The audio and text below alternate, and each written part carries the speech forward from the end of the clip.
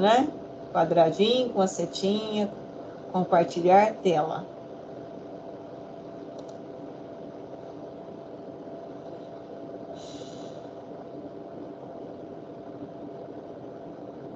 Localizou? Localizei. Só tô abrindo aqui, peraí. Tá ok. Você tá em computador ou em celular? Não, tô no computador. Ah, tá. Mais tranquilo, então. Celular é sempre mais complicado, né? É. Agora, já tá ok, então. Já aguardei mais um minutinho, se eu conseguir projetar. Tá.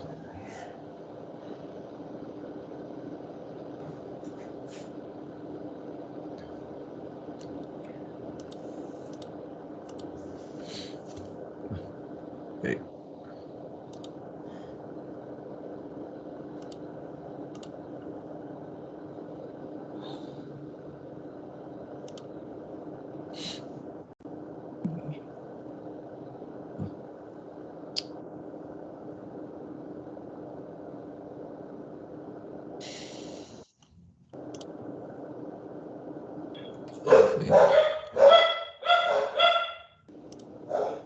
Aqui.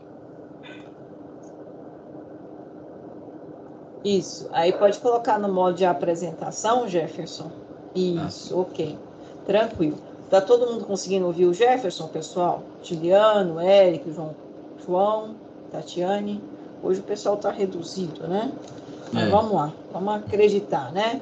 Então, vou fechar só o meu microfone aqui, tá, Jefferson?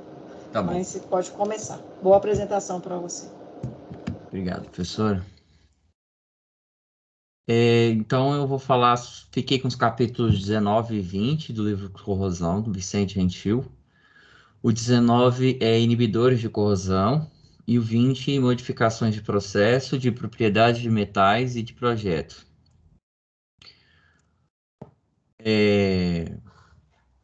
Como a professora bem disse, esses dois primeiros capítulos que eu venho trazer hoje, eles são o início de um pensamento mais na parte de engenharia em si, né?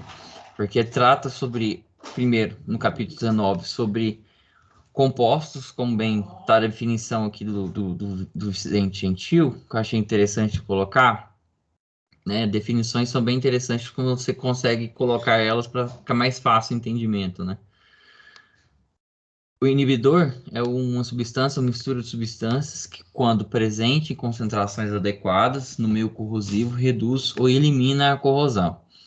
Então, o nome já diz, ele inibe, né? São substâncias químicas, substâncias compostos, misturas, etc., como a gente eu vou mostrar mais à frente, que eles têm a propriedade de reduzir ou eliminar a corrosão em determinadas situações, temperaturas, em determinados mecanismos, determinados materiais, né?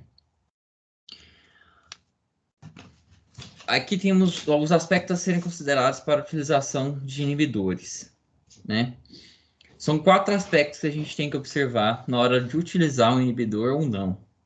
A primeira seria a causa de corrosão do sistema. Por quê? A gente precisa, antes de tudo, para tentar entender num sistema, né? Na hora que a gente for fazer uma análise sobre a utilização ou não de um inibidor, é saber qual é o tipo de corrosão, qual o problema que está sendo, qual o problema que está sendo ocasionado, o que está causando aquilo, a causa do problema, né?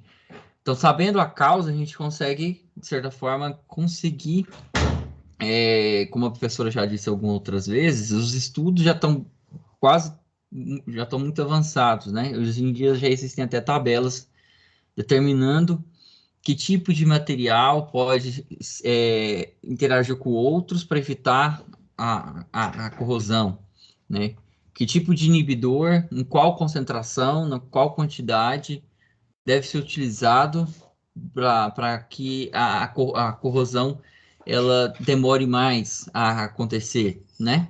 Então a gente precisa primeiro identificar o problema, que tipo de corrosão, qual tipo de material e tudo mais.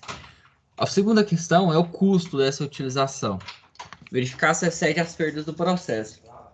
É interessante lá no livro e eu fui dar uma olhada melhor sobre a situação, porque lá não traz um exemplo bem claro assim, eu fui entender por quê.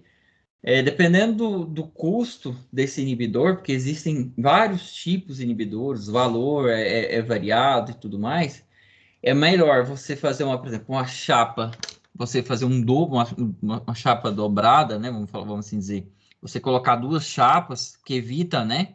A corrosão um pouco mais, do que você aplicar um inibidor muito mais caro, dependendo do tamanho do equipamento, do tamanho da peça, dependendo do quanto você vai utilizar, do quanto você não vai utilizar.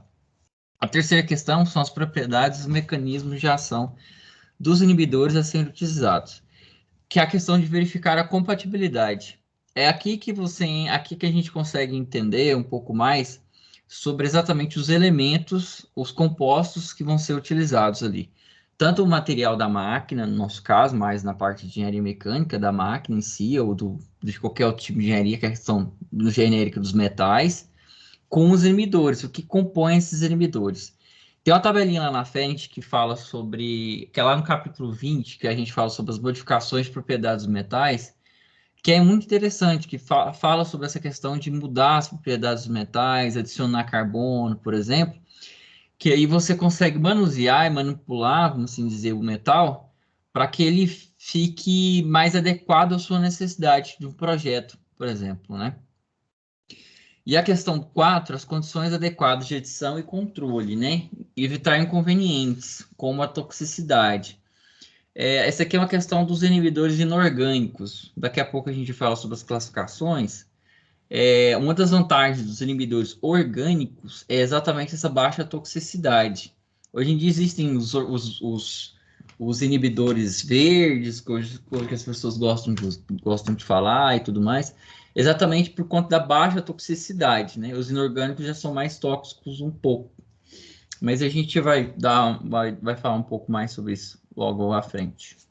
Exatamente aqui, as classificações dos inibidores, que a gente divide em duas, quanto à sua composição ou quanto ao seu comportamento.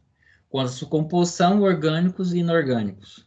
Quanto ao comportamento, oxidantes, não oxidantes, anódicos, catódicos e de adsorção. As classificações não são excludentes, quer dizer, não quer dizer que elas são complementares, vamos assim dizer. Aí eu trouxe aqui dois exemplos, os crômatos e os nitritos, que o nitrito é usado, também usado, né? Também usado na gasolina. Que eles são classificados como anódicos, oxidantes e inorgânicos. Então você pode pegar a parte dele, ele pode ser orgânico. Ontem eu estava lendo uma pesquisa, um artigo também, e foi falar sobre essa questão, sobre de eles não, essa classificação não ser excludente. Um elemento ele pode ser inorgânico, pode ser oxidante, pode ser, por exemplo, catódico, né? A única questão que eu tinha visto assim sobre a classificação sobre a adsorção, né? O de adsorção é que ele é bastante utilizado também na parte de orgânico, né? Ele também pode ser, ele é bem utilizado na parte enquanto a sua composição orgânica, né? O de adsorção, esse quanto a comportamento. A gente vai explicar mais na frente sobre a adsorção anódico e catódico, porque é o que o livro traz, né, com mais ênfase, né? Porque é mais referente à nossa área de corrosão e mais difícil de entender, igual ele bem fala lá, né? Esses outros é mais fácil você entender orgânico, inorgânico, oxidante e não oxidante, né? Agora, anódico, catódico, a distorção, aí ele foi que ele deu mais atenção para poder explicar para a gente tudo mais certinho, para a gente poder entender, né? Então, agora a gente começa dos três, anódico, catódico e a distorção, a gente vai para os inibidores anódicos. Os inibidores anódicos atuam reprimindo reações anódicas, ou seja, retardam ou impedem a reação do anôdo, né? Funcionam geralmente reagindo com um produto de corrosão inicialmente formado, ocasionando um filme aderente extremamente insolúvel nos perfis do metal. Aí eu pus ele entre parênteses e entre aspas, cola. Que eu tentei, ontem eu fui dar uma lida melhor, reli, né? Fui tentar entender assim, como é que é o funcionamento desses inibidores, dos inibidores, o anódico, o catódico e o adsorção.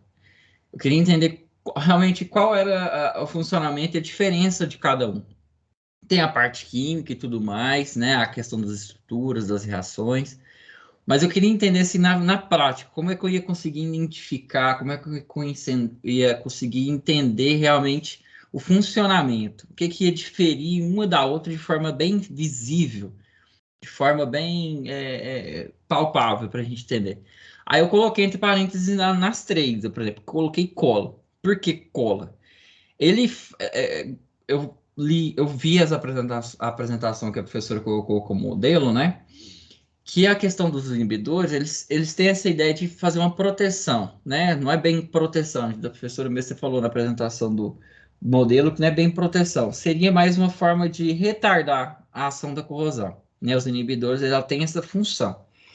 Então, cada um age de uma forma. Os inibidores anódicos, eles, quando você aplica, quando você interage, quando você coloca ele nesse metal, ele não é que ele vai, desde o início, impedir que a corrosão aconteça. Ali bem fala, reagindo com o produto de corrosão inicialmente formado. Então ele pega um pouco daquele início da reação química que aconteceu ali na corrosão, na parte anótica, né, que a gente sabe, onde houve aquele iniciozinho mesmo da corrosão, do desgaste, e ele junto com aquele metal que se desfez um pouco, aí ele se junta com ele, formando uma espécie de uma cola, né? Que a partir daquele momento, há como se fosse é como se o material ele ficasse envolto na parte onde houve a corrosão inicialmente formada, né? É como se fosse, fizesse mesmo uma cola naquela parte. No catódico, o sistema como eu falo lá, eu coloquei entre aspas e entre parênteses também lá, é uma espécie de cápsula, tipo uma espécie de um boné, sabe? Que é feito, é diferente, que é uma cola, há uma mistura entre o inibidor e o produto da corrosão inicialmente. Lá no catódico não é assim, nem a distorção é. Né? Então a gente consegue entender um pouco mais essas diferenças. Aqui são características dos inibidores anódicos na vida mais prática, né? Que o autor também nos coloca. São orientações, vamos assim dizer, né? Porque, como a professora bem disse, esse livro do Vicente Gentil, como a professora fala, é o beabá, né? Vamos assim dizer. É como se fosse um manual, né? Um manual, pelo menos introdutório, um manual que, para a parte de engenharia, é interessante a gente entender com detalhe, para a gente poder, pelo menos na hora de aparecer algum problema, a gente lembrar dessas aulas aqui, lembrar desse livro, para a gente poder tentar resolver, né? Que eu fiquei com a parte 20, que é interessante sobre isso. É legal porque traz orientações e dicas práticas de projeto, de processo e de propriedade material. Então, primeira recomendação que ele faz, primeira orientação, primeira observação sobre os inibidores anódicos, é que ele deve ser aplicado em toda a superfície do metal. Aí ele pôs agitar e escoar porque ele fala sobre isso.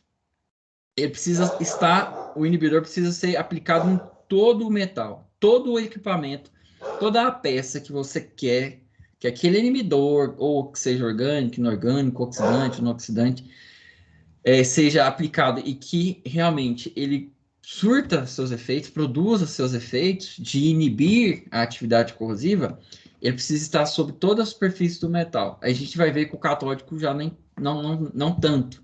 A gente vai mostrar isso. Agitar e escoar. Ele fala exatamente sobre isso. Você fazer ações mecânicas, que você agita, escoa e tudo mais, para que o inibidor ele seja aplicado em todo o metal. E a concentração sempre do nível crítico, eu pus também entre aspas, que é a forma como eu entendi, né? Que seria esse nível crítico, é a questão da saturação. É você usar o inibidor, o composto, ou com um só elemento, aplicando em todo o material, e numa concentração, isso quer dizer, aquela taxa de nível daquela concentração, 15%, 20%, 30%, 85%, tudo mais que a gente conhece, né, de outras coisas do dia a dia da gente, né? Assim, qual a porcentagem do composto está presente naquela X produto, né? Então, a gente precisa observar também essa concentração acima do nível crítico, é exatamente essa que dá uma proteção eficaz para aquele material, naquele meio, naquela temperatura, aquela pressão e tudo mais, reagindo com aqueles outros compostos. Se você usar abaixo do nível crítico, não, essa produção anódica desses inibidores, ela não é eficaz. Então você tem que usar ou no nível que é mais complicado por conta de variações e tudo mais. Então você sempre tem que colocar esse inibidor no nível crítico acima, para você poder ter uma proteção e satisfazer o que você tem em mente no projeto e tudo mais. A segunda questão é recomendável o emprego de forma intermitente. Eu pus também, entre parênteses, retox. Você faz uma aplicação inicial desse inibidor e vai fazendo retox ao longo do tempo, né? Você precisa fazer esses retox desses inibidores anódicos, né? Então, porque ele vai perdendo a aderência, vai se desgastando e a corrosão pode vir a acontecer, né? O uso de 2 ou mais inibidores, comumente chamado de método dianódico, né? Dianódico é 2, né? Que a gente conhece, e anódico de anódico, né? Os inibidores anódicos. Ela fala exatamente sobre isso. A combinação, ou seja, a mistura de 2 inibidores é muito maior que a soma dos efeitos individuais. Então, ele aconselha a gente faz a mistura de 2 inibidores anódicos, em vez de você usar um, depois vai e passa o outro. Não. Ele quer que você faça uma combinação, uma mistura, porque enriquece. Ele fala, dá um enriquecimento de propriedades. Os inibidores anódicos, eles são muito específicos, né? Exatamente porque eles evitam as reações anódicas. E a reação anódica, e principalmente, igual eu falei, como age os inibidores anódicos, né? Ele pega o início da corrosão e junta aquilo e faz uma espécie de uma cola, né? Essas propriedades a gente tem que evitar, igual ele fala também no final do catódico, que os inibidores catódicos, eles são mais seguros que os anódicos, né? Eles são, vamos assim dizer, eles são mais seguros. Quando ele diz seguro, não é no aspecto de, se você usar o anódico, está errado, ou só tem que usar o catódico, ou só de adsorção. Não, é exatamente nisso. As propriedades dos inibidores anódicos, elas não é que são falhas, né? Eu não lembro qual que é o termo que ele utiliza lá, né? Diferente, eu não lembro muito bem, mas o que eu consegui entender é que quando você mistura mais de um inibidor anódico, é mais fácil, é melhor, é mais eficaz você conseguir fazer esse controle, principalmente desse início dessa corrosão. Porque se der errado, né? Se você aplicou de forma ineficiente, né? Lá em cima fala, você tem que aplicar em toda a superfície. Ou você não colocou no nível crítico certo, ou você pôs abaixo e tudo mais. Ou você não retocou e tudo mais. Como é esse início de corrosão, é muito mais suscetível que esse início de corrosão prospere e consuma a peça que você está querendo proteger, do que no catódico ou na distorção, que a gente vai ver que eles impedem até mesmo esse início, né? Não há esse início dessa corrosão, né? Como no anódico. Então, ele diz que é melhor prevenir do que remediar. Com relação, quando você for utilizar os inibidores anódicos, é melhor prevenir do que remediar. O terceiro item, este tipo de inibidor é também chamado de passivadores, pois transformam áreas anódicas em áreas mais catódicas, isso quer dizer, mais receptivas, né? A gente dá a característica numa área, né, que ela é anódica, para uma área, ela se torna um pouco mais catódica, vamos assim dizer. A gente tenta enganar, a gente tenta mudar a identidade daquela área no metal, né? Ela se torna mais receptiva a receber elétrons, vamos lembrar das reações dos nossos colegas que apresentaram sobre essas questões nos dias anteriores, né? Então a gente muda um pouco da identidade dessa parte do metal, né? E a quarta é usada, e aqui eu coloquei geralmente em que são usadas, né? Lá o livro traz alguns exemplos, e ele é usado em água de refrigeração contendo anticoagulantes e em oleodutos, produtos derivados petróleo e etc, né? Isso. Então, os inibidores anódicos, eles agem, então, para a gente entender essa questão dos inibidores anódicos, eles agem na área onde há reação anódica, né? Onde há a desgaste, vamos assim dizer, né, do material, e onde há... Opa, isso. E agora a gente vai passar para os inibidores catódicos, que, como bem diz, né, atuam reprimindo as reações catódicas, que são substâncias que formam íons metálicos capazes de reagir com a alcalinidade catódica, produzindo compostos insolúveis.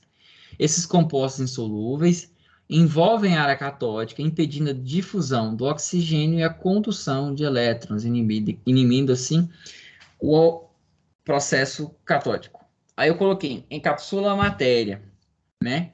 É como se fosse um bonezinho, como se fosse uma luva que a gente vai colocar no material, né? No metal, no caso, que a gente mais utiliza. Como se a gente colocasse uma luva, né? E como é que é feita essa junção dessa luva? Aqui bem fala. Eles formam íons metálicos que reagem com a parte onde está havendo as reações católicas, né? Que recebem ali a parte dos elétrons. E eles acabam se interagindo e acabam como se fosse um bonezinho. A gente vai impedir que aquele, vamos assim dizer, com uma... meu cabelo, eu acho que vocês nunca viram, mas meu cabelo é bem espetado, sabe? Ele é bem bagunçado, assim, para cima e tal.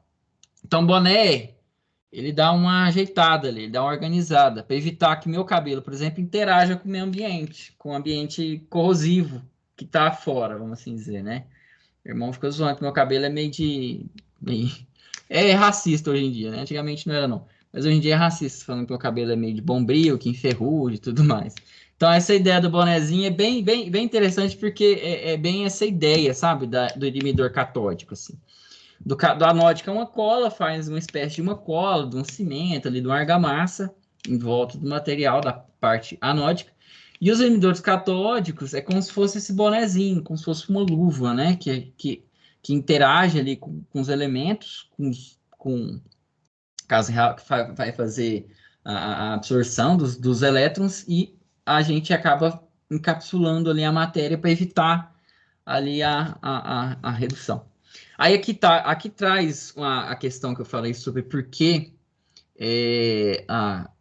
o inibidor catódico ele é mais, vamos assim dizer, mais seguro, melhor de ser utilizado, manuseado, né? O autor traz aqui. Como o metal no cátodo não entra em solução, mesmo que esse não esteja totalmente coberto, não haverá corrosão localizada nessas áreas. Logo, esses inibidores, quaisquer que sejam as suas concentrações, são consideradas mais seguros, o que não ocorre com os anódicos. O que ele quis dizer é o seguinte: como a gente sabe, né, que no cátodo, né, que é a parte do metal, o cátodo, essa parte do cátodo, ele não entra em solução, como no caso do anodo, né, onde há o esfarelamento, onde há o desgaste em si do material. Quando você faz a aplicação do inibidor do catódico na área do cátodo, independentemente, né? Pode usar igual, vamos usar a ideia do boné. Usa um boné de marca, usa um boné do Paraguai, vamos assim dizer, há a proteção, né? Independentemente vamos assim dizer, do nível de concentração do inibidor, né? Ou no caso, dependentemente da marca do boné, há ali sim uma proteção, uma coisa que você pode, vamos assim dizer, dormir mais seguro na hora de aplicar. Hoje eu apliquei um inibidor catódico, né? Mas será que eu observei todas as recomendações? Eu usei em toda a superfície, a concentração estava ok e tudo mais, né? E você pode, pelo menos, acordar no outro dia de manhã, pode dormir e pensar só em resolver os problemas só no outro dia de manhã, exatamente por conta dessa questão, da questão da solubilidade da parte do cátodo, né? Em contrário do anodo, do anodo, onde é essa solução, onde ela se dilui um pouco, né? Se dissolve, né? Em que você tem que se preocupar, porque dependendo do meio, igual o professor fala, a questão da heterogeneidade, a pressão, a temperatura, a ação mecânica, né? Dependendo do que você vai usar, o inibidor anódico ele não é tão recomendável exatamente por conta disso, né? O catódico já é mais recomendado. Mas aqui a gente vai ver por quê. Em que se aplica o inibidor catódico, né? Na parte do cátodo, você pode pelo menos dormir e tentar resolver o problema no outro dia, né? Que você não vai ter tanta perda assim, né? Não vai haver corrosão localizada nessas áreas, onde, por exemplo, você esqueceu ou usou pouco, ou a concentração você não tem certeza de material, né? No ponto crítico, como no anódico. Então, aqui são algumas características dos inibidores de adsorção, né? Os inibidores de adsorção funcionam como películas protetoras. Algumas substâncias têm a capacidade de formar películas sobre as áreas anódicas e catódicas. Esse aqui é um diferencial do inibidor de adsorção. A gente viu que nos anódicos a gente precisa, para que eles ajam, a gente precisa desse início dessa corrosão, que aí a gente forma uma espécie de cola. Nos inibidores catódicos, a gente precisa haver essa interação entre os íons metálicos que os cátodos precisam para se formar ali uma interação, uma espécie de boné. Já nesses inibidores de adsorção, ele forma uma película tanto na parte anódica quanto na parte catódica, né? Um filme protetor impedindo contato com o meio corrosivo. Então, ele impede o contato com o meio corrosivo, né?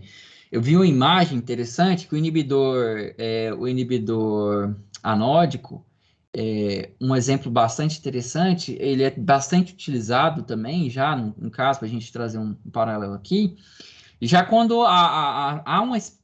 a gente usa, não só mesmo antes de você começar a usar o equipamento, né? Eu já vi que usa-se o anódico, por exemplo, quando já é o início já mesmo da corrosão visível, né? Aquela corrosão que a gente consegue identificar a olho nu. O de adsorção, geralmente, ele é utilizado mesmo antes do início da utilização do equipamento, né? Exatamente por conta desse filme protetor. Você evita antes, né? Você evita o início mesmo dessa corrosão, né? Você quer evitar o total, de forma 100% o início da corrosão, vamos assim dizer. Forma uma espécie de película em volta do material que você quer proteger, vamos assim. Nesse grupo estão excluídas substâncias orgânicas. Aqui eu trouxe essa pequena parte que o autor trouxe. Eu acho que lá na frente eu vou falar um pouco mais sobre isso.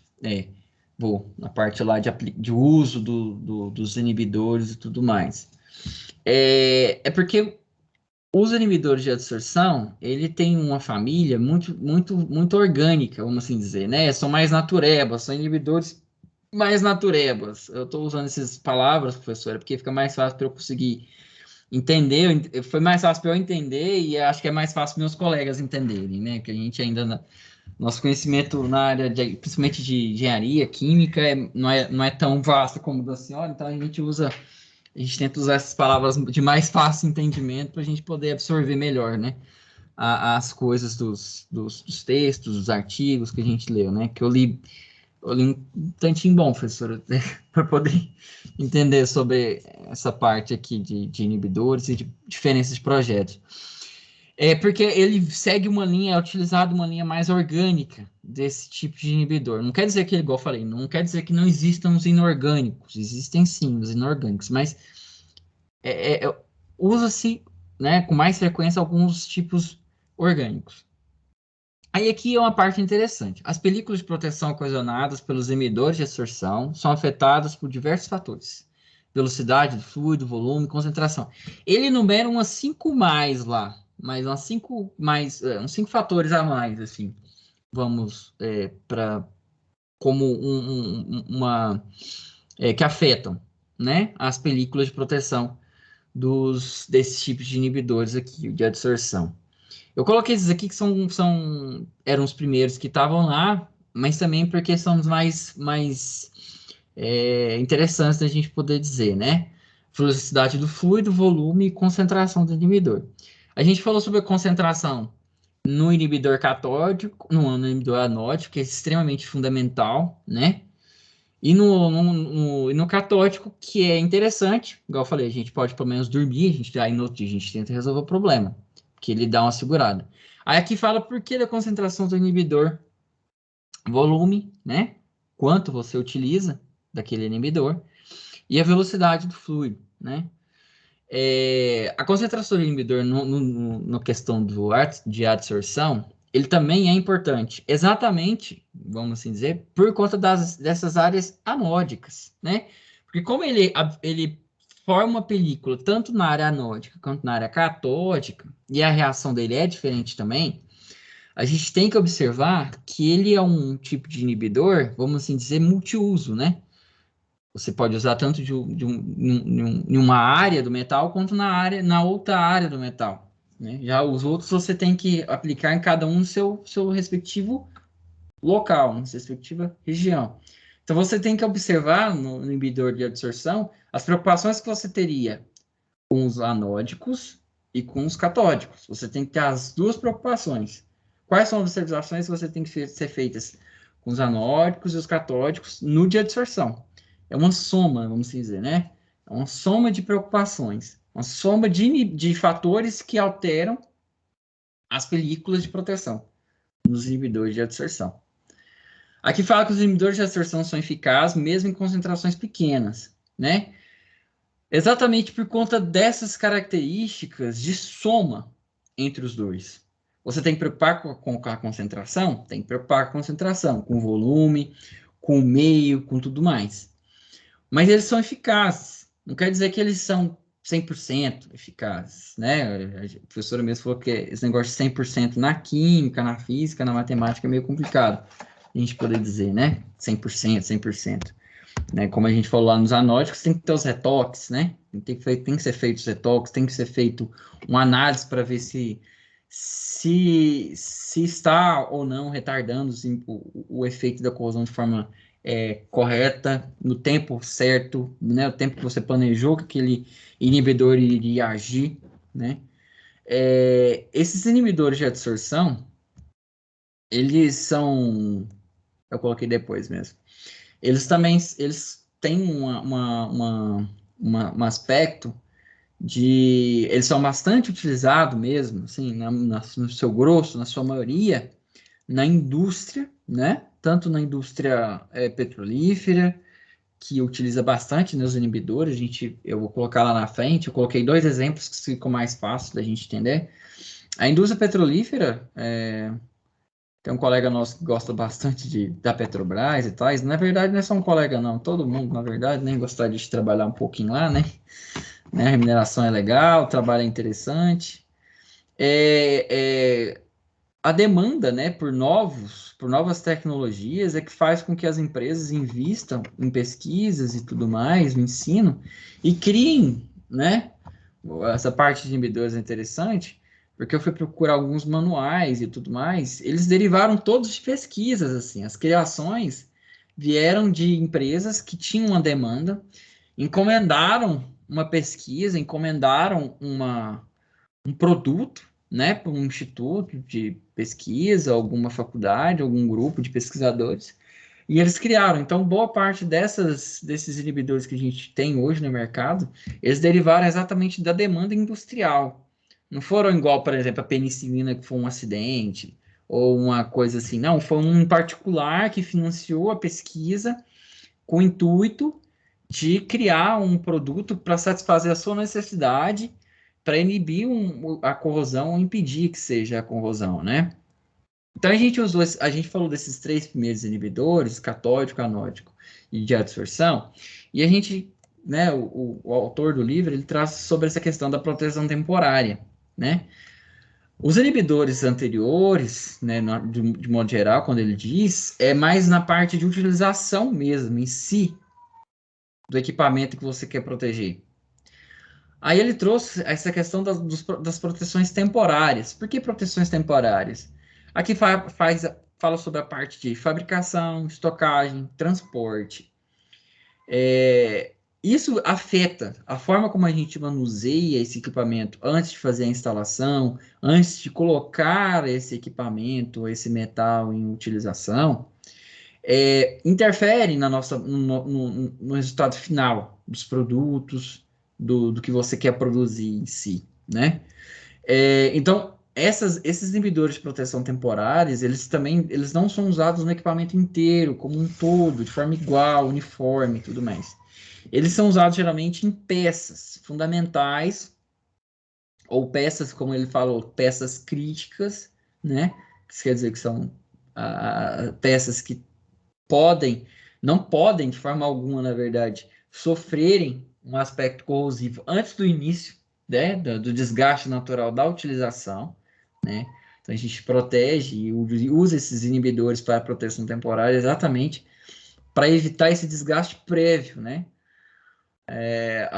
Aqui em Goiás, né, acho que o Anderson conhece ele, não sei se você está aí, mas ele fala mais, o professor também de introdução até que falou, que Goiânia, o estado de Goiás, é mais na parte de manutenção, né? Porque boa parte dos equipamentos que vêm para Goiás, eles são feitos em São Paulo ou vêm de fora, né? Vem da Alemanha, vem da França, vem dos Estados Unidos, Japão. Então, as peças, elas da Inglaterra, então as peças, elas vêm no transporte, elas vêm para cá, né? Então, o desgaste do mar, de ventilação, do calor, da pressão, se vier de avião e tudo mais, interfere na composição desses metais, né? Então, esses inibidores, eles vêm exatamente, de proteção temporária, eles vêm proteger essas peças mais sensíveis do maquinário, né? Então, ele traz lá, o autor, alguns aspectos medidas que geralmente são utilizadas para inibir medidas usuais de proteção temporária. Para que eles servem, né? Controle do meio ambiente, ventilação, desumidificação, controle de impurezas do ar, emprego de substâncias anticorrosivas, formadores de película de proteção, que é a parte que a gente usa agora, é a parte dos inibidores, que são os óleos protetores, graxas protetoras, o uso de embalagens ou o uso das outras três anteriores, né? Então, você faz um controle de meio ambiente, do meio em que aquele equipamento vai ficar, né? Se for através de avião, através de navio, se for através de uma estrada. O uso da embalagem adequada, né? Usando papéis impregnados com inibidores de corrosão, inibidores voláteis e desidratantes, né? A gente até vê muitos, assim, um exemplo comum que a gente tem, né? Não a parte metal, mas que a gente para ficar mais fácil para a gente poder entender, o uso de embalagens adequadas, aquelas usos de plástico bolha que a gente usa, né, quando a gente compra um celular pela internet, aí vem o uso de plástico bolha, aí tem uns que vem com umas bolinhas brancas, um pedacinho de papel, que é o desidratante, né, que eles falam para retirar a umidade, né, porque a umidade interfere no funcionamento do equipamento. Então a gente usa a parte desses inibidores de proteção temporária, eles podem ser usados tanto na embalagem, né, quanto na aplicação direta no material, que é o 2 aí, né? O emprego de substâncias anticorrosivas. Aí tem esses quatro tipos aqui de proteção temporária. Contra corrosão aplicados por diluição em água, tipo óleo, diluição em solventes voláteis e aplicados a quente. Aí cada um aqui é aquela questão que a gente falou lá no início, quais são os aspectos que a gente tem que observar na hora de utilizar ou não o inibidor, né? A gente olha o que a gente quer fazer primeiro, a gente observa o problema, né? O que a gente quer resolver.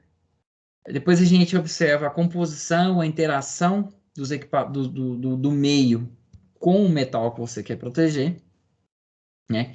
E aí a gente consegue identificar qual tipo de inibidor, em qual peça a gente vai usar, né? Para a gente poder fazer esse transporte, essa estocagem, até a utilização fim, né, do equipamento que a gente está ali tendo essa preocupação, né? Então tem os inibidores que eles são diluídos em água, os em óleo, eu conheço mais os em óleo, assim, vamos assim dizer, né, os mais comuns, né, ele fala ali óleo protetor, graxa protetora, né, esses são mais que a gente conhece, né, quando se utiliza uma espécie de óleo, uma camada fina de óleo, uma graxa para fazer a proteção ali dos equipamentos. A eficiência dos inibidores, eu peguei, recortei e colei, ficava mais fácil, né? Eu não sei fazer fórmula no PowerPoint, eu acho que eu sei fazer só mas aquelas fórmulas de Excel é diferente dessas de Word e PowerPoint. Então, eu copiei a fórmula que estava lá de eficiência dos inibidores, né? Essa expressão aí, né? Eficiência em porcentagem é F igual, né?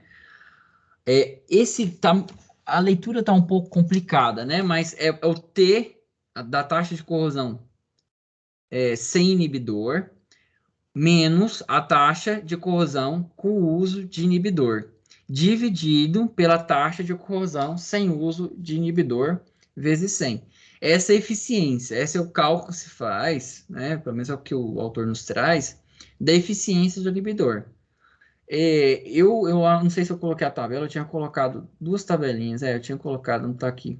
Eu tinha colocado duas tabelinhas, uma no inibidor anódico e no inibidor catódico. Dois diagramas, na verdade, que tratam da polarização.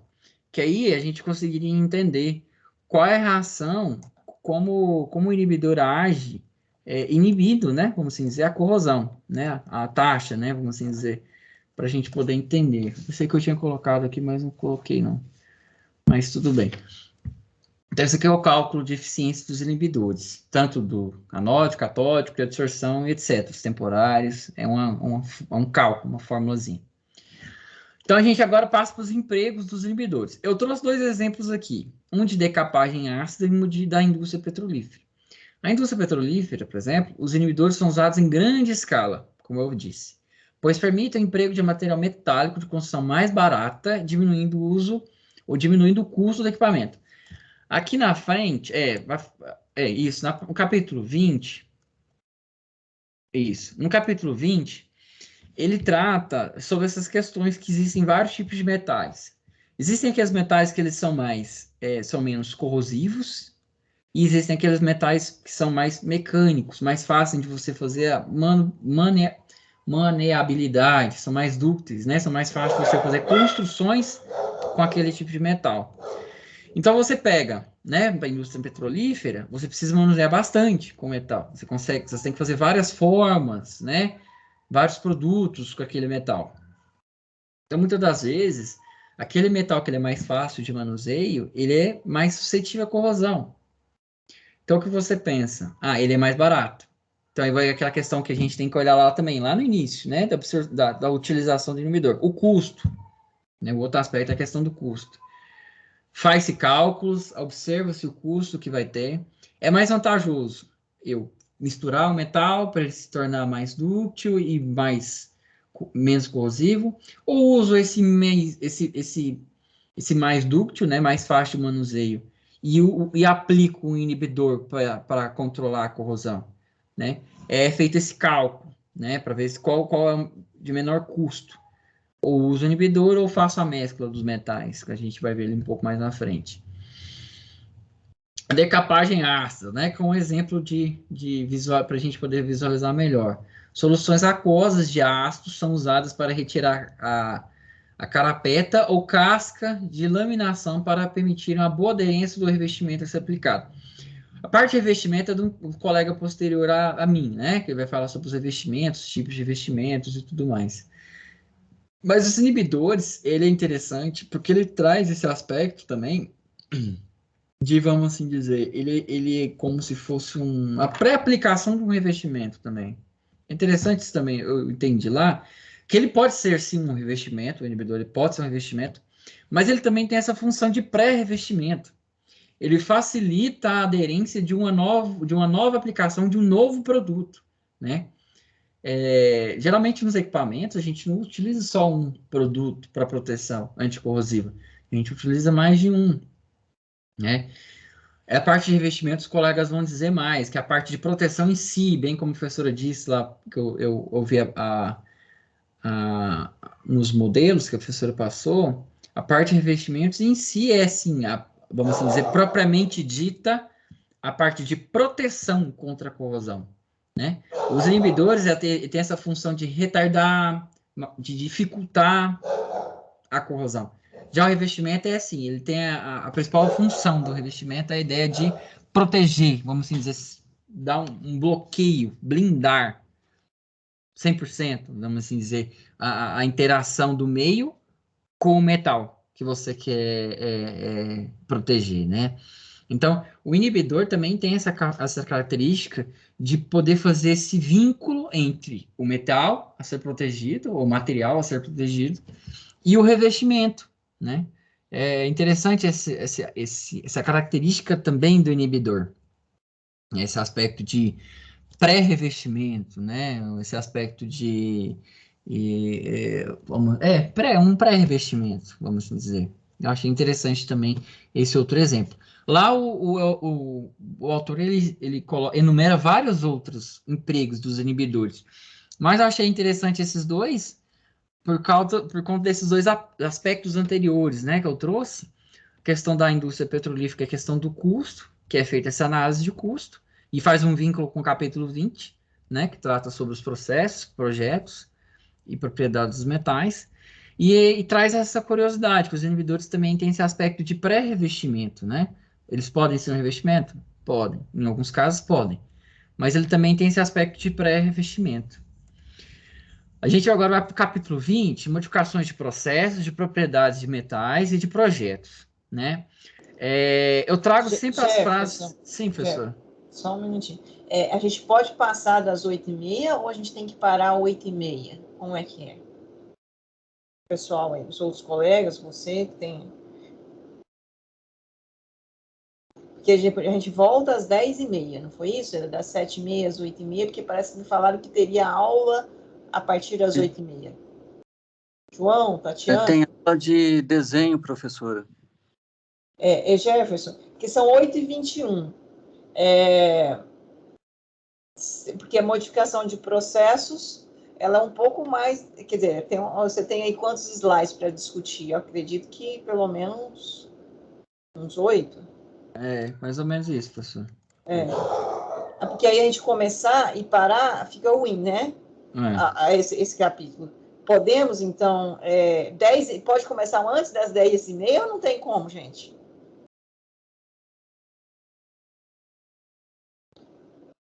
Que hora propriamente que vocês terminam a aula de vocês que a gente poderia dar início novamente? Tatiane, Lucas, João? Juliano? Jefferson? Professora, tem que ver mesmo com os colegas, que por mim eu terminaria assim, né, agora, mas depende dos colegas, né? Porque a gente ia combinar até 8h30, né? Por isso que eu vi agora que é 8h22, eu sei que em 8 minutos não vai ser possível você falar. Então, você vai começar o capítulo 20. Confere? Né? Modificação de processo, que é, inclusive, interessantíssimo para a área de vocês, da área de engenharia, né? Mecânica em especial. Se a gente começa e para, fica ruim. Por isso que eu sinalizei para a gente ver. Agora, a pergunta é a seguinte: podemos começar antes das 10h30? Jefferson, você pode começar antes das 10h30? E os colegas também? Ou não? Tem que ser só 10h30? Eu posso. Posso começar antes. Pode ser? Juliana, Érica, João, Lucas, Tatiane? 10h15?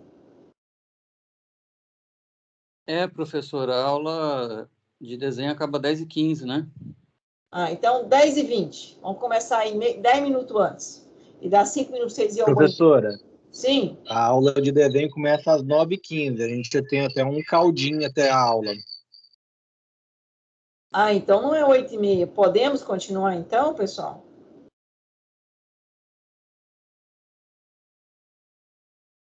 Pelo horário aqui, a gente tem um caldinho ainda. Eu acho que dava pra verdade, continuar. é isso mesmo. Começa às 9h15. Tá. É porque vocês tinham colocado para mim 8h30, por isso que eu parei. Então, 9h15 dá para o Jefferson terminar até 9h10. Dá sim. Então, vamos lá, Jefferson. Então tá. Peraí. Vou continuar, por favor. Tá. Desculpa. Tá compartilhado, doutor? Não, você tirou. Pode compartilhar novamente, por favor.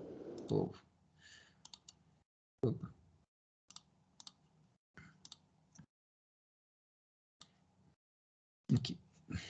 Voltando. Isso. 5. Isso. Ok. Desculpa, Jefferson. Não, professor. Pensando na questão do tempo. Então, vamos lá. Continuidade, ok? Tá. Eu peguei essa frase aqui para pincelar, iniciar o capítulo 20, né? Para a gente poder entender. Nem sempre é possível ou conveniente se acrescentar um inibidor para diminuir a ação corrosiva em um determinado meio. Essa possibilidade depende de vários fatores, né? Como falei, principal, né? Custo elevado do inibidor, contaminação de produtos e influência no processo industrial, né? Nesses casos, deve-se usar outras medidas de proteção, como modificações de processos, propriedades de metais e de projetos, né? Essa contaminação de produtos é a questão da toxicidade, né? A questão dos inorgânicos, né? Que são bastante tóxicos. Hoje tem até a campanha aí da Associação Brasileira de Inibidores. Eu li uma revista para entender mais sobre esses inibidores, como eles pensam e tal, né? E realmente eles estão fazendo uma campanha em peso para a utilização de inibidores mais orgânicos, né? Os inibidores verdes, que a gente está desenvolvendo bastante, principalmente aqui no Brasil, né? A gente utiliza essa ideia do meio ambiente, de preservação, tanto para toxicidade, tanto para o humano quanto para o meio ambiente em si, né? Então ele dividiu aqui tanto em modificações de processos, de propriedades de metais e de projetos. Então ele usa 3 formas, 3 meios outros na hora de você poder fazer essa diminuição da ação corrosiva sem utilizar o inibidor, né? A modificação, ele trouxe lá exemplos para a gente poder visualizar na prática, né? O que são essas modificações de processos, né? Aí eu li de novo, li mais um pouco e tentei e consegui extrair essa frase que eu consegui entender, né? Do que eu entendi de modificação de processos, que ele não traz lá uma definição, o que é modificação de processo. Então eu consegui extrair dos exemplos que ele nos deu de modificação de processo essa frase.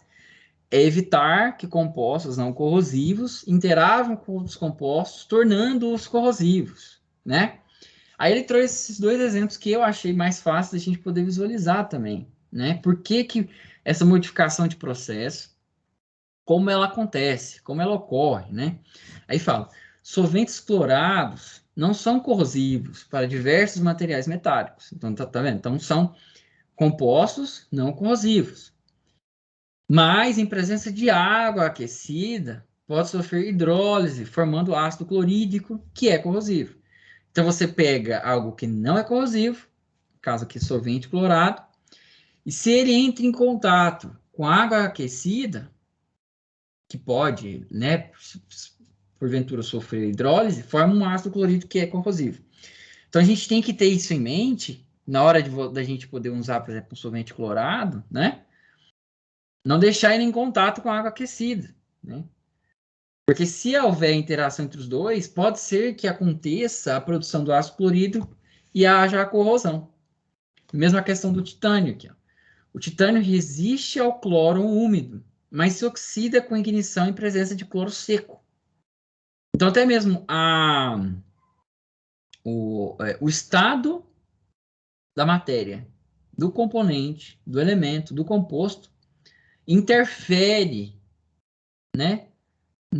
Se ele vai ser ou não vai ser corrosivo. Eu trouxe esse também porque achei muito interessante. Ele enumera vários lá, mas eu trouxe esse exatamente porque nos deixa claro isso.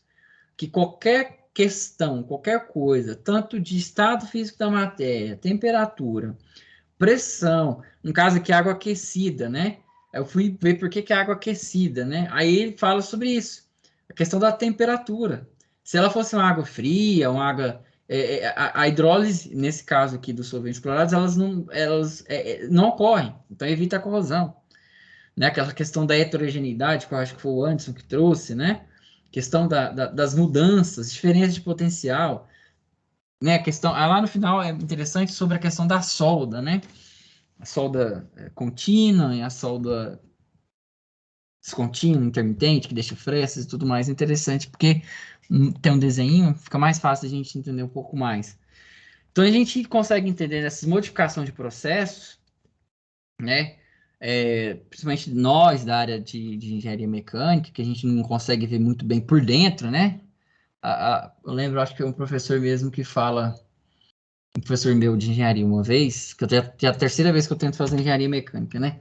Então aí um professor, não sei se foi da primeira ou da segunda vez, disse que o engenheiro mecânico, ele projeta algo que ele não vai ver nunca mais. Interior de máquinas, ele fala. É algo que você nunca mais vai ver.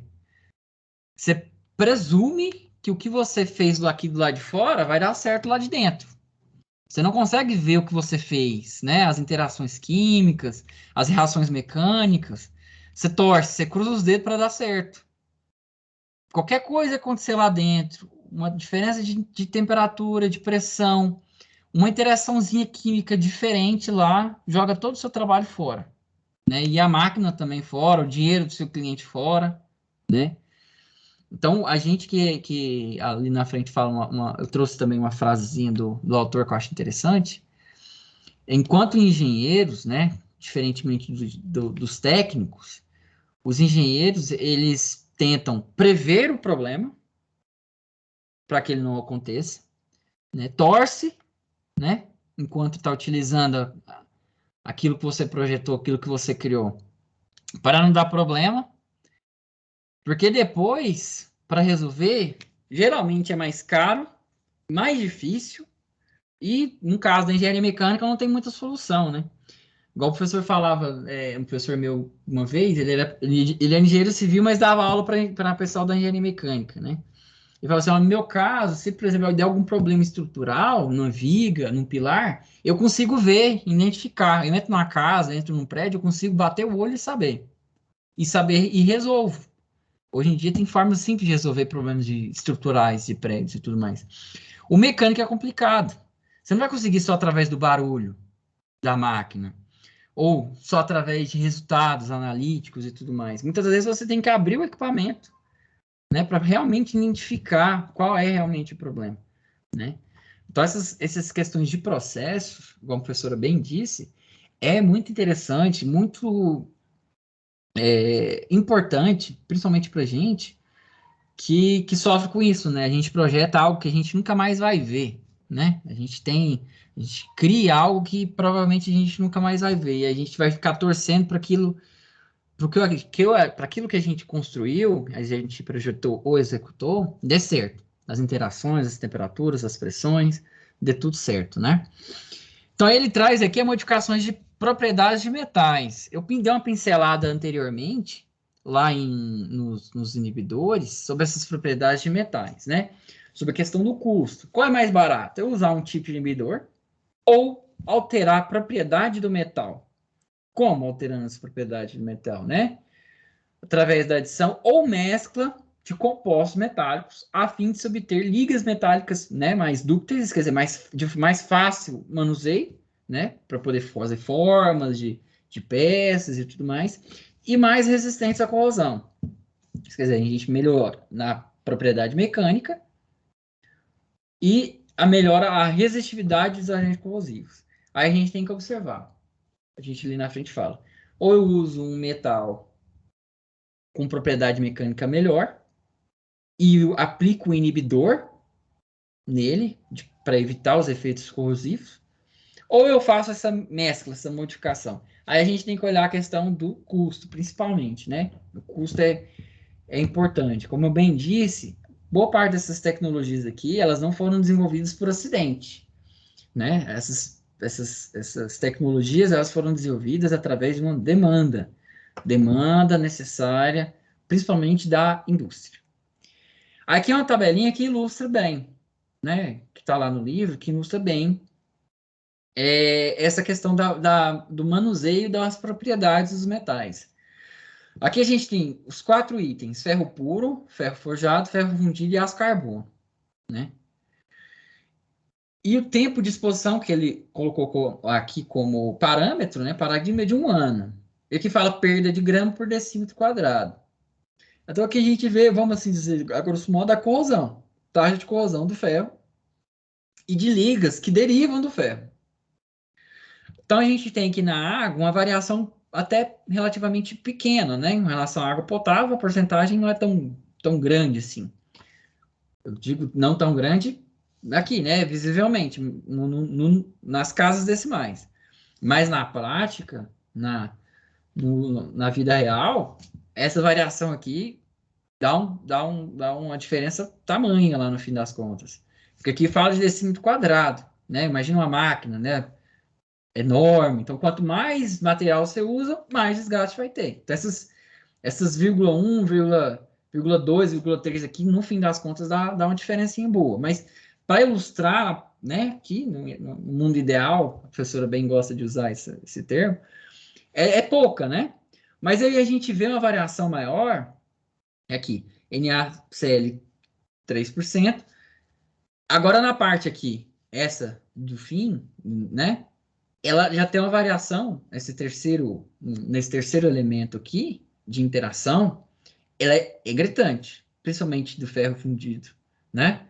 A gente vê uma discrepância, uma variação enorme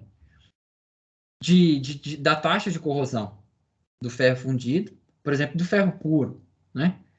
Aí do ferro forjado e para o aço carbono. O aço carbono, eu posso falar um pouco mais, não muito, mas um pouco mais sobre ele, porque eu sou técnico de edificações, então a gente usa a ideia do aço carbono, né? Na construção civil, ela é bem usada, né? Questão de utilizar, de colocar carbono no ferro, né? Então a gente poder exatamente trazer esse aspecto mais, melhorar um aspecto de anticorrosão, porque o ferro em si, ele tem uma propriedade mecânica muito boa, né? Ali na frente fala, eu não sei se eu coloquei também, que o alumínio, ele tem uma propriedade anticorrosiva muito boa, mas ele não é de muito fácil manuseio, né? Então aí a gente fica naquela dúvida, né? Eu uso ferro, ele é bom para manusear, mas ele é mais fácil de corroer do que o alumínio. Mas se eu usar alumínio, né? O professor mesmo de introdução, que ele é coordenador do curso, o trabalho dele de conclusão foi sobre alumínio, né? Foi exatamente sobre alumínio, as propriedades do alumínio e tudo mais, que casa totalmente com essa parte de corrosão, né?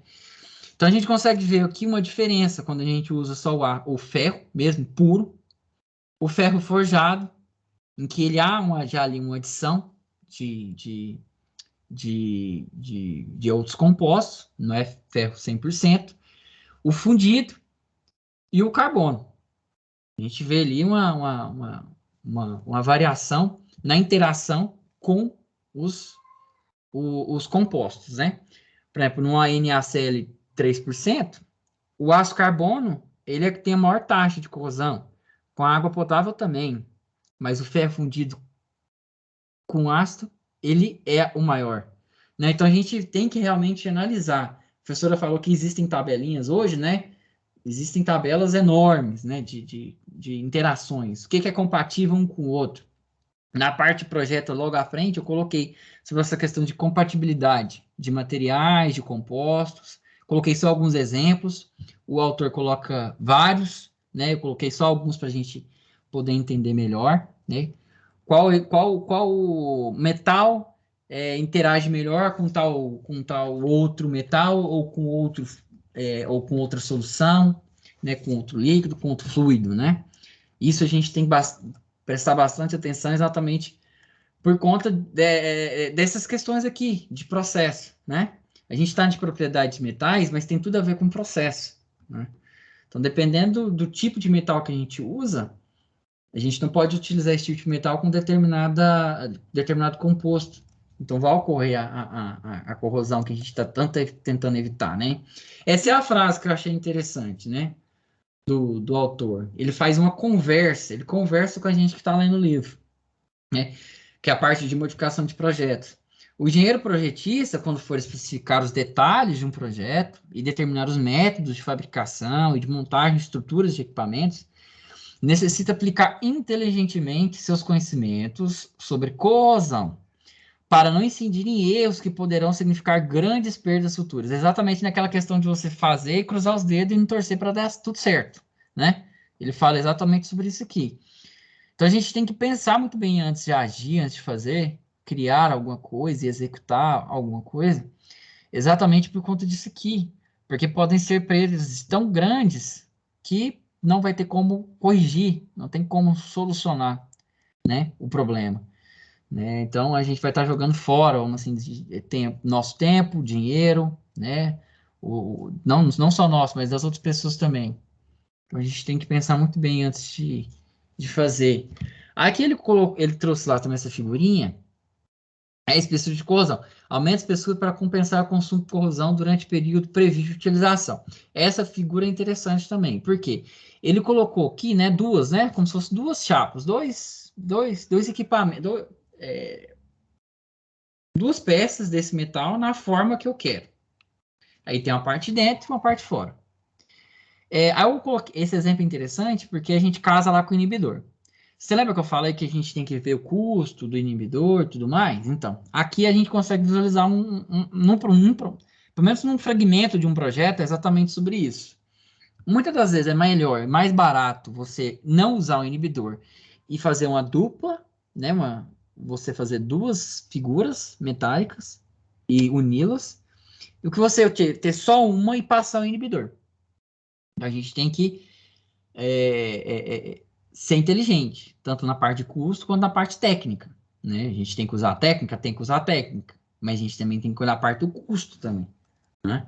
Então, aqui nesse caso, aqui nessa figura, nessa parte de modificação de projeto que ele colocou lá no livro, interessante é isso, porque ele colocou duas, né? Uma dentro da outra colada.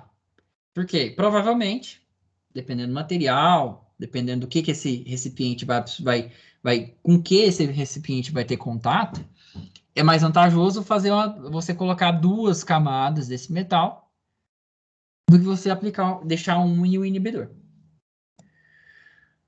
Aqui, ó. Na especificação de materiais, deve-se considerar, além das variáveis do processo corrosivo, aquelas relacionadas com propriedades mecânicas e estéticas, facilidade de obtenção, soldagem, usinagem, vida estimada do material, processo, retorno do investimento, etc. O engenheiro tem que ter essa visão global sobre a coisa.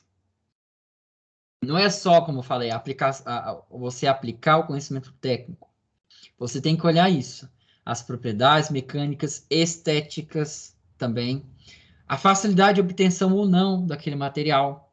A parte de soldagem, de usinagem, que a gente no curso de engenharia mecânica vai entender melhor sobre essas questões de soldagem, questões de usinagem. A vida estimada do material ou processo, retorno de investimento. Ele colocou outras, mas eu achei essas aqui mais... Eu peguei essas porque eu achei mais fácil para a gente poder entender, né? Como eu falei já da questão das propriedades mecânicas, né? Então eu achei mais fácil, coloquei essa, né? Vou fazer a mescla, qual a porcentagem de mescla? Para que eu vou usar esse metal? Né? Então eu vejo isso com antecedência. Questão estética. A questão estética eu achei interessante, fui entender o porquê dessa questão estética, né? Quando diz estética, não é só questão de beleza, não. É a questão, muitas das vezes, muitas máquinas que são feitas sob encomenda, quando vamos assim dizer, o contratante te contrata, né? O contratante contrata. Ele passa as especificações do local onde aquela máquina vai ficar e onde ela vai ficar em operação. Então, tem as dimensões daquele local, a altura, o espaço, o piso que vai ser utilizado. Então, essa parte, quando ele diz propriedades estéticas aqui, é exatamente sobre isso.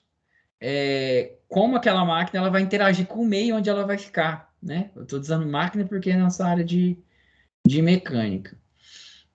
Facilidade de obtenção, né, do material ou do inibidor. Como eu bem disse, Goiânia, o estado de Goiás, na verdade, uma parte do Brasil, né? Diferente de São Paulo, a gente recebe as coisas, né? A gente muitas vezes não cria, não produz as coisas, os inibidores, as máquinas. Então a gente recebe. E muitas vezes São Paulo recebe de fora, né? Também. Então a gente também tem que ver essa questão da obtenção do material. Na hora de projetar, tal metal, tal liga metálica fica melhor para esse tipo de maquinário. Mas qual é a facilidade, qual é a disponibilidade daquele material para mim? Hoje a gente está vendo a questão dos carros, a dificuldade de se obter os microcontroladores, né? Para se colocar nos carros. A gente está tendo a dificuldade já tá, né? A gente já está nessa fase, falava-se já 20, 30 anos sobre essa crise, né, de equipamentos, na parte de equipamentos eletrônicos, né? Mais comuns. E agora a gente está tendo, né? A gente está observando, a gente está vivendo essa crise na escassez de produtos, né? No caso aqui de compostos químicos, de ligas metálicas e etc. Questão de soldagem e usinagem, a gente ainda vai aprender lá na frente do curso. Então a gente vai ver que muitas das vezes não se utiliza a soldagem. Por isso. Ou a gente utiliza tal tipo de soldagem, né? Por isso. A usinagem da mesma forma, né? Então, a gente tem que olhar todos esses aspectos, retorno do investimento, a questão do custo e etc, né? Eu fui ver sobre essa questão de custo, porque fala bastante, né, nessa minha parte, exatamente sobre convênios que são feitos de empresas com instituições de ensino, de educação, né?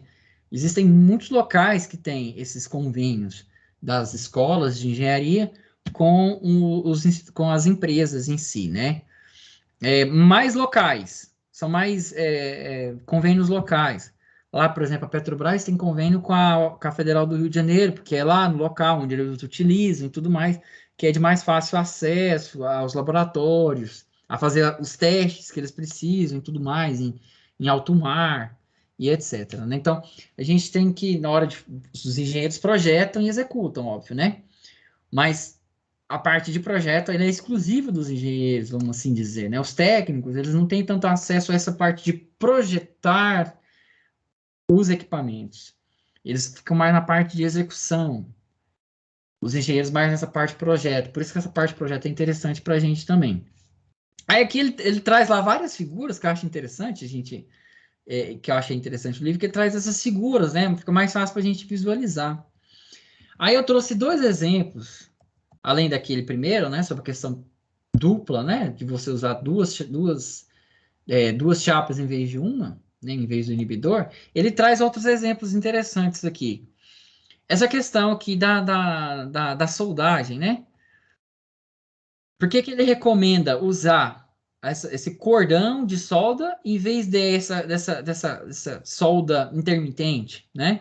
Por que essa contínua em vez da intermitente, né? Aqui na figura ele fala, soldas descontínuas possibilitam a presença de corrosão em frestas. Já essa não. Aí eu não vou aqui falar que eu sou hipócrita o suficiente, não, mas como eu falei, né? Eu vi a apresentação dos meninos que a professora colocou como modelo, né? Dos semestres anteriores, e a professora traz exatamente essa pergunta para os meninos, né? Sobre essa questão da soldagem contínua e descontínua, por que uma e por que outra não, né? E exatamente sobre essa questão que a professora falou lá, essa diferença de potencial, a heterogeneidade, né? Que ali, no caso, entre essa fresta, né, que é o composto entre um e outro, em vez aqui, né, não há essa diferença de potencial, porque é o mesmo material, é o mesmo composto, do início ao fim. Aqui não, aqui começa, para, aí depois começa de novo, para de novo. Então, aqui no meio, aqui, ó, nessas frestas, nesses cantinhos, vamos assim dizer, nesses cantos, que formam entre a solda e o material que você está querendo soldar, há ali sim uma diferença de potencial. No caso, há ali o início, a questão da formação da pilha, né, o anodo e o catodo, e a corrosão. Por isso que o autor, né, recomenda essa uniformidade no uso da solda, e não essa descontinuidade no uso da solda. Às vezes a gente pode falar, estou economizando, né? Fazendo descontínuo aqui. Vou fazer um pouquinho e vou parar. Não, vou fazer só até aqui. Aí depois eu paro um tempo e começo de novo. Mas a verdade é aquela questão, né? Você compra lobo na pele de cordeiro aqui, no caso, né? Você acha que está economizando, mas no fim das contas, por ser mais suscetível à corrosão, na verdade, vai estar te dando um prejuízo, no fim das contas, né? Aqui é exatamente um outro exemplinho que ele colocou, evitar assim e usar esse aqui. A diferença é que pode juntar material nesses cantinhos aqui, né, dentro do equipamento. Né, ele até pintou aqui para ficar mais fácil de visualizar, fica juntando sujeira. E essa sujeira também gera essa diferença de potencial. Né, e a diferença de potencial gera a questão da pilha e a questão do anodo, catodo e a corrosão. Então, a gente tem que evitar, como o professor bem falou, acho que no início, quando a professora terminou essa parte de ligações metálicas e começou uma introdução sobre essa matéria que a gente ia apresentar, evitar cantinhos, né? Evitar cantos, quinas, exatamente para evitar essa diferença de potencial.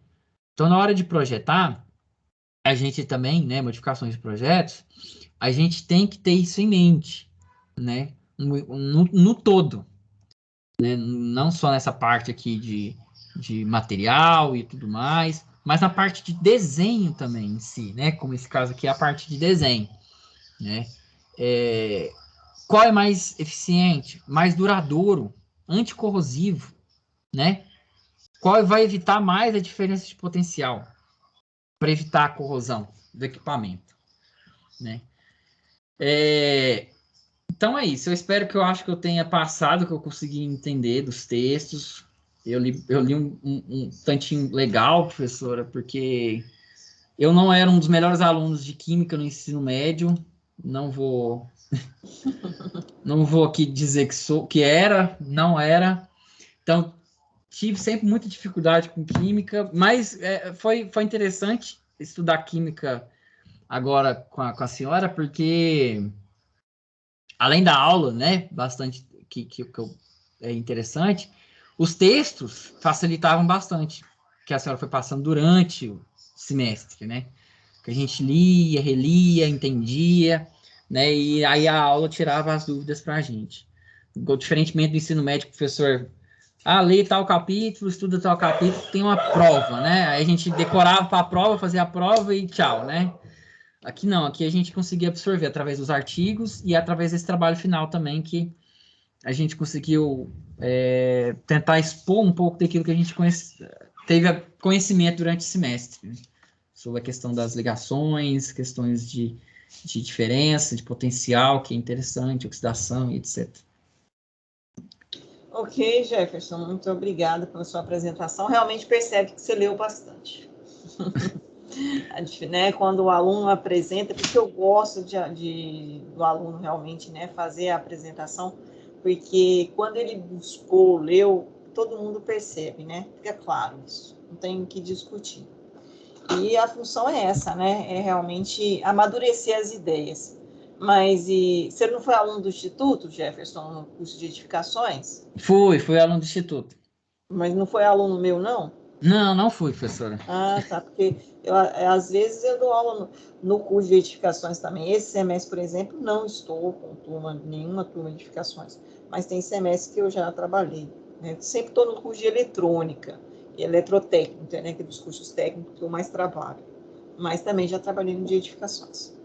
Bom, então, pessoal, é isso. Acho que o Jefferson trouxe para nós, né, a parte clara com relação, iniciando, né, a temática como minimizar os processos corrosivos, né?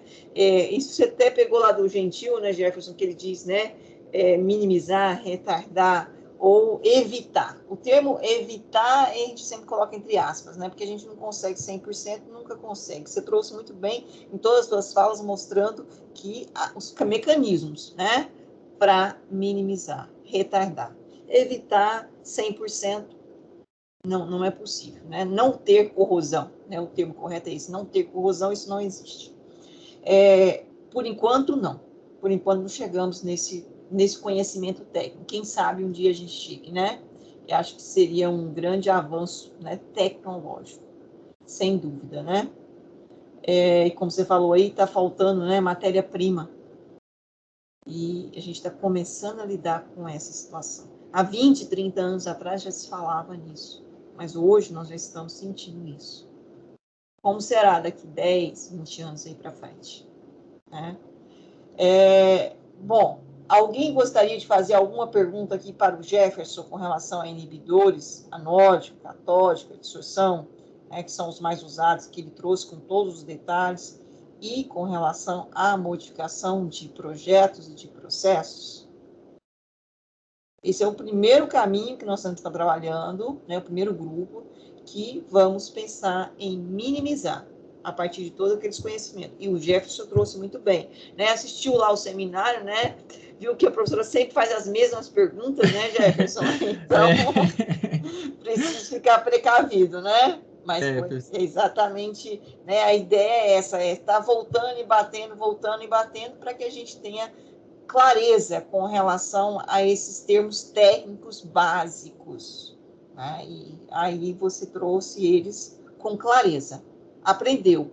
Isso eu fico feliz, quando eu percebo que o aluno amadureceu a ideia e aprendeu. Nem sempre a gente tem que ser um bom aluno, né, em química, mas a gente tem que ser um bom profissional. E o bom profissional é aquele que põe aquilo que aprende em prática. Tá? Então, a nota 10, né, porque normalmente a gente assimila, né, bom aluno com nota 10, né, assim? Eu nunca gostei muito dessa ideia, não. Porque, às vezes, o aluno nota 10, ele realmente não aprendeu. Ele só ali fez uma memorização rápida para tirar uma nota, né? E isso é fácil fazer. A gente tem facilidade de fazer. Diga, Juliano. Eu também sou da filosofia do Jefferson.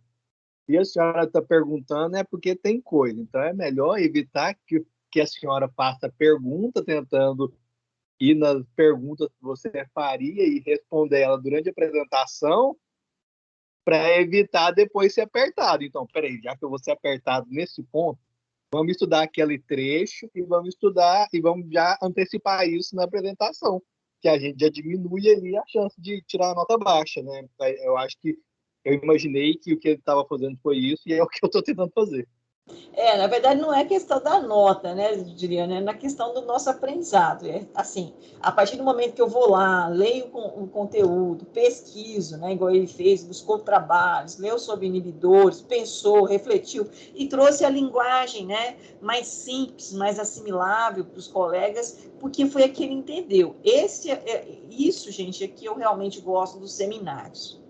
Porque, às vezes, o professor, né, com toda aquela arrogância que tem o professor, né, que o professor normalmente é arrogante, né, eu posso falar porque eu sou professor, então eu posso falar de professor, e se acha, né, que ele sabe, então ele traz uma linguagem complexa, difícil, e que ninguém entende nada, né, então qual é a função? Não é essa, né, professor, não é isso.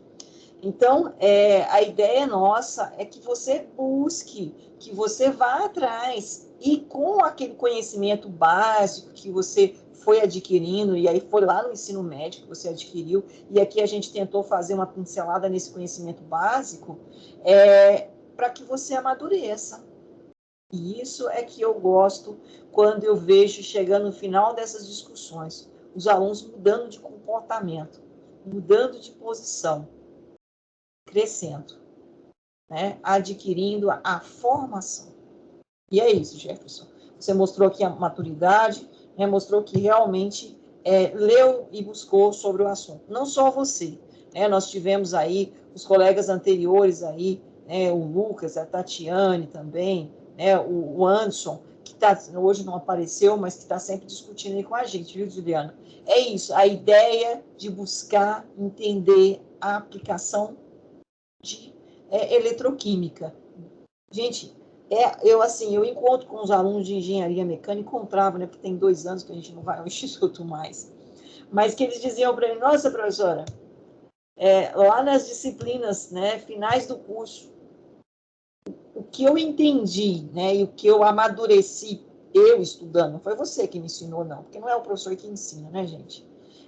Que eu busquei, que eu entendi, formei, né, naquele conhecimento, eu estou aplicando agora na engenharia. E aí eu encontro alunos da engenharia mecânica que já se formaram e vêm colocar isso para a gente. Então, assim, a disciplina de química, esses tópicos aqui, eu fico muito feliz, porque o aluno realmente vai utilizar, vai aplicar na sua profissão, no seu dia a dia, tá? E às vezes, né, a gente tem que entender que aprender é isso, é como você vai usar isso no seu cotidiano. Tá? Então, realmente estou satisfeita com o seminário. Eu não tenho perguntas, eu quero perguntar se os colegas entenderam, se tem alguma dúvida. Porque o que ele trouxe, eu tenho certeza que ele realmente leu, estudou e entendeu. Isso é o suficiente. Dúvidas? Juliano, Eric, João, Lucas, Tatiane? Não tem dúvida não, professor. Só fazer só uma correção. É porque a gente está no final e a gente só está pensando em nota. Mas a intenção é realmente aprender, porque depois vai fazer falta. A gente sabe que tem uma continuidade. Eu sei, Juliano, que eu também já fui aluno. E aluno, infelizmente, tem que passar de ano, né? Tem que passar de período e tem que caminhar, porque a gente tem que se formar e a gente tem que trabalhar. Eu sei exatamente o que pensam. Não estou criticando, não, de forma alguma. Mas, assim, o importante é que a busca pela nota, né? Infelizmente, ela está lá, né? mas o caminhar, né, como se diz, não é importante, não é o final, é o caminho. E o caminho vocês fizeram, estão fazendo aí. E esse é o mais importante. Tá bom? Não, então tá massa. Tá ok, pessoal? Então eu vou liberar vocês, já são 9 horas. A gente retoma, então, às 10h20, 10h25. É você, João, que vai apresentar? Sim, professora. E é você que vai projetar também? Sim. Então, João, ó, já vou jogar você aqui como apresentador. Porque a hora que você chegar aqui, mesmo que essa sala vai ficar aberta, não vou fechar ela, não. Então, só se a minha internet caiu, a minha energia, que toda hora está acontecendo aqui. Caso contrário, vai estar aberto. E você já está como apresentador. Aí você já pode jogar a sua apresentação para ir adiantando. Mesmo que eu ainda não tiver chegado aqui na salinha. Tá ok? Tá. Então, eu já vou deixar ela aberta aqui. Só vou parar a nossa gravação, tá? Fazer uma pausa aqui na gravação e também na lista de